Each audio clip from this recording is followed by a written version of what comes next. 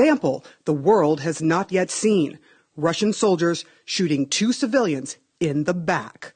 CNN obtained the surveillance video taken from this vehicle dealership that sits along the main highway to Kyiv. The video is from the beginning of the war, as Russians tried and failed to shell their way to the capital. The fight along this road was clearly fierce. But what happened outside this business was not a battle between soldiers or even soldiers and armed civilians. It was a cowardly, cold-blooded killing of unarmed men by Russian forces. The soldiers show up and begin breaking in. Inside of a guard shack, 2 Ukrainian men prepare to meet them. We tracked down the men's identities. One is the owner of the business, whose family did not want him named. The other was hired to guard it. My father's name is Leonid Alexeyevich Platz. His daughter Yulia wanted the world to know his name and what the Russians did to him. Both civilians, both unarmed. We know this because the video shows them greeting and getting frisked by the Russian soldiers, and then casually walking away. Neither seemed to suspect what was about to happen. That is what a member of the civilian fighting force who talked to the men a couple of days before the attack told CNN. He did not want to be identified for security reasons. We came there earlier, warned people to leave that place. We also hoped for the humanity of Russian soldiers. But unfortunately, they have no humanity. You see the 2 men walking in the shadows toward the camera. Behind them, the soldiers they were just talking to emerge.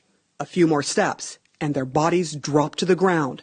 Dust shoots up from the bullets hitting the pavement. The soldiers have opened fire. Minutes later, the guard, Leonid, gets up, limping but alive. He manages to get inside the guard booth to make a call to the local guys for help. This is one of those guys, a Ukrainian truck driver turned civilian soldier. First of all, we felt a big responsibility. We knew we should go there because a man needed our help. He was still alive. He's the commander of a ragtag team of civilians who took up arms to fight for Ukraine and tried to save the men. When the guard called them, he explained what transpired with the soldiers. He said the soldiers asked who they were and asked for cigarettes, then let them go before shooting them in the back. When his men finally got to Leonid, he had lost massive amounts of blood.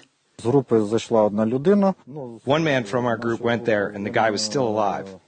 He gave him bandages, tried to perform first aid, but the Russians started shooting. They tried to fight back, but were unsuccessful. They didn't have the firepower to save their countrymen. Yulia, have you seen the video? I can't watch it now. I will save it to the cloud and leave it for my grandchildren and children. They should know about this crime and always remember who our neighbors are.